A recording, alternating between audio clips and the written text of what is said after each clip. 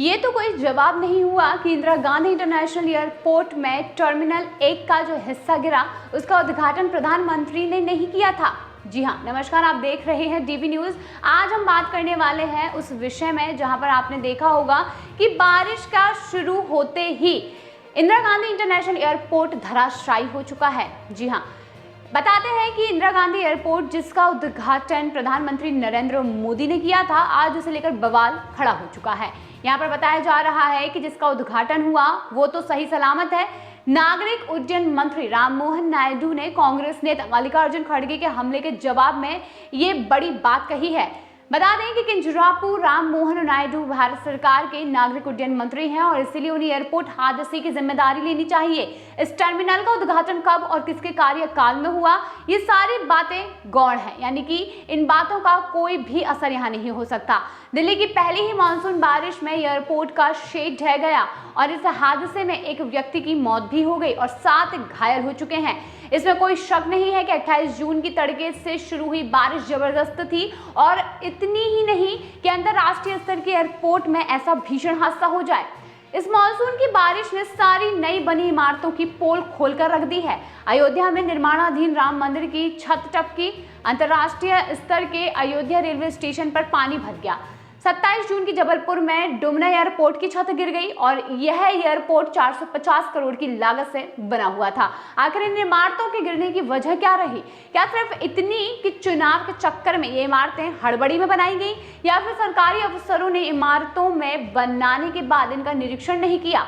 2 वर्ष पहले जब उत्तर प्रदेश सरकार ने आनन फानन में बुंदेलखंड एक्सप्रेस का उद्घाटन किया था तो वो उद्घाटन के साथ ही टूटने लगी थी। पिछले वर्ष जून की 24 तारीख को उरई के आगे सड़क का ये हाल था कि खुद मेरी कार फंस गई और उसे निकालने के लिए गांव के लोगों को बुलाना पड़ा। तब पता चला कि डेडलाइन के चक्कर में सड़क की गुणवत्ता चेक ही नहीं की गई थी। सबसे खराब स्थिति तो बिहार की है, जहां पर 10 दिन के भीतर 5 पुल भरभरा कर गिर पड़े।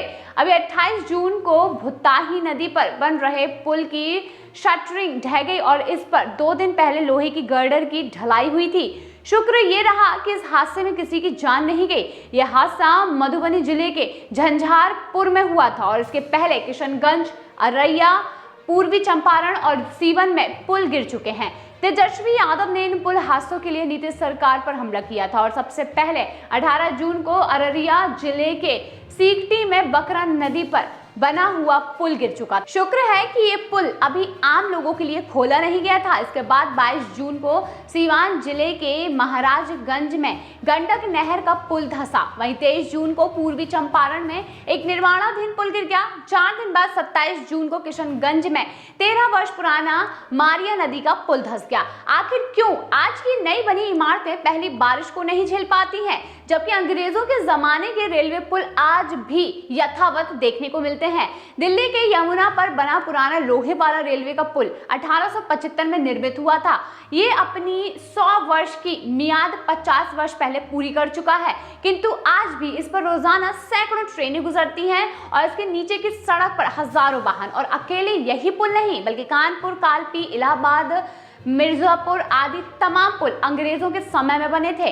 जौनपुर में गोमती नदी पर बना शाही पुल तो अकबर के समय का बताया जाता है और हर साल बारिश में पानी इसके ऊपर से बहने लगता है। पुल यातायात के लिए रोक दिया जाता है, मगर बारिश खत्म होते ही पुल फिर से चालू हो जाता है। उस जमाने के तमाम पुल और इमारतें आज भी शान के सिर ऊंचा किए खड़े हुए हैं। बता दें कि दिल्ली में ISBT समेत कई ओवरब्रिज के निर्माण में सहायक बने सिविल इंजीनियर विवेक श्रीवास्तव इसके 3 प्रमुख कारण बताते हैं। उनके मुताबिक किसी भी इमारत के निर्माण में सबसे जरूरी चीज होती है उसकी डिजाइन प्रोसेस। कोई भी इमारत इसी के बूते पर बनती है और उसके बाद उसके निर्माण के दौरान उसका पूरा निरीक्षण करते रहना चाहिए। उसकी टेक्निकल मॉनिटरिंग बहुत आवश्यक है एवं जब एयरपोर्ट की ये इमारत बन रही थी तब उसका एयर प्रेशर चेक किया गया अथवा नहीं, बारिश के लिए ये इमारत कितनी पुख्ता रहेगी इसका निरीक्षण आदि। जब इन सभी चीजों की अनदेखी होती है तभी इमारत कोई भी तूफान, भारी बारिश या फिर प्राकृतिक आपदा नहीं झेल पाएगी। हालांकि IGI एयरपोर्ट के बाबत उनका ये कहना है चूंकि ये इमारत 2009 में बनी थी इसीलिए विंड प्रेशर तो ठीक ही रहा होगा, लेकिन बनने के बाद इसकी प्रॉपर मॉनिटरिंग नहीं हुई होगी।